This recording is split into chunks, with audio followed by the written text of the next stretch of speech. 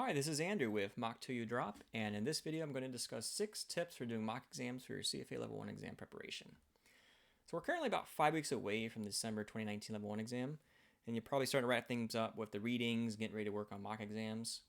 Some common questions candidates might ask at this point are, how many mock exams should I do, and what should I be scoring on the mock exams? I'm going to give you my response to these 2 questions in this video. I'm also going to provide you some additional tips that I think are important for doing mock exams. And if you haven't done so already, please be sure to click on that subscribe button below so you can stay up to date with our latest videos. Alright, so tip number 1, plan on doing at least 8 mock exams. This tip answers the question from the beginning, how many mock exams should I do? I did a little research and I did find one source that had some data regarding this, although wasn't able to determine the candidate sample size or other details on how they were getting their data. So I also looked at some forums to see what candidates were posting, and I came to a target number of at least 8 mock exams, with each mock exam containing 120 questions. Keep in mind that there are a lot of variables associated with this, such as the quality of the mock exams, your review of the solutions, and how prepared you feel when taking them. So these things will most likely determine how many mock exams you actually end up doing, but at least 8 is probably a safe number. Tip number 2, shoot for scoring a 70% or higher. So when it comes to what should I be scoring on the mock exam, this is a subjective number, but perhaps you start with a 70%, as that seems to be a common score that candidates and prep providers target for mock exams. The idea here is to be consistent, so you want to be scoring a 70% or higher, preferably on the last 3 or 4 mock exams that you attempt. If you're not feeling comfortable with your scores, you can always attempt more mock exams. And if you're finding it easier to score 70% early on, you can always increase your target score to, let's say, 80%, for example. All right, tip number 3, review the solutions. This is actually a very important part of doing mock exams. In fact, this might even be more important than the number of mock exams you do, or even the score you achieve. It's not really enough just to see if you got the question right or wrong when doing the review.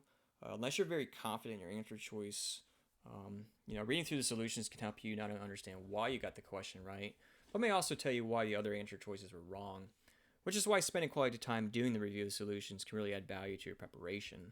Therefore, you want to take the review of the solutions seriously. And this brings us to tip number 4, which is to give yourself a break before reviewing each mock exam. And you may be wondering why this tip is in this video, so let me explain why. When you finish a mock exam, you've probably expended a lot of brain power to do so. Therefore, it'll be beneficial to give yourself some time to reset before going into the review of the solutions. And as I mentioned in tip number 3, the review of the solutions is a very important part of doing mock exams. So you want to make sure your brain is somewhat fresh before diving into the review.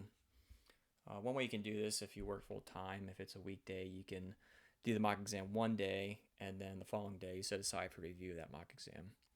If it's the weekend, you can do the mock exam in the morning, take a break, take a lunch, and then do the review of the mock exam in the afternoon.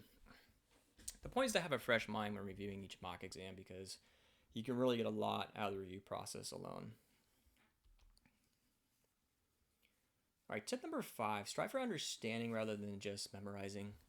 So mock exams can be a great way to fine-tune your understanding of the concept within the curriculum. However, with the amount of information in the curriculum, you might find it difficult to strive for understanding on every single concept. There may be cases where you just may have to take a practice problem or a concept for what it is, just memorize it and move on. But if you can, try to focus on the understanding of the practice problem or underlying concept, because when it comes time to taking the real exam, you might come across that same concept in a completely different way. Therefore, it might be more difficult to figure out certain questions in the exam if all you did was memorize a practice problem, rather than taking the time to fully understand the concept. And one way you can determine if you really understand a concept is try to think about how you would explain it to someone who doesn't even work in finance in a way that they can understand it. Okay, so our last tip is feeling overwhelmed doing mock exams means you're probably doing them right. So with the amount of information you'll cover and how much jumping around the curriculum you'll be doing when taking mock exams, feeling overwhelmed is just the nature of it. But when it comes down to it, completing a sufficient number of mock exams, spending quality time doing the review, and understanding the concepts is really going to make a difference come exam day. I wanted to end this with an old quote by a former United States Navy SEAL that I think is a pretty good analogy to use when doing mock exams. And that is, the more you sweat in training, the less you bleed in combat. And the way I would relate this is, the more serious you take doing mock exams, the less painful the real exam is going to feel. All right, so I hope you got some value from this video. If you did, please give it a like. Also, in the comment section below, please share with us how you plan on taking mock exams for your upcoming Level 1 exam. And if you have a tip about taking Level 1 mock exams that weren't covered in this video, please share those below as well. Thanks for watching, and good luck.